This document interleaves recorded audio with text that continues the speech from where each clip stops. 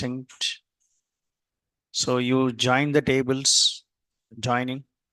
Next one, set operations, union, union all, intersect, minus, subqueries, functions.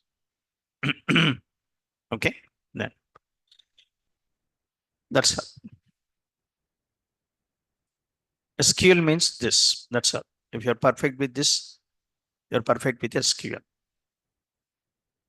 Okay, then.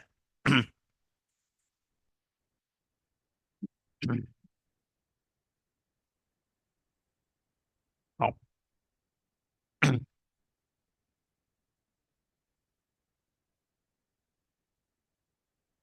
So one more is there. Here operators exist is there. Okay, we'll see later. Whatever is left, I'll cover this later. Exist, materialize views.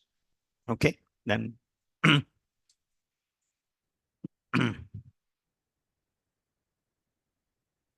Okay, next. Next one. PLSQL.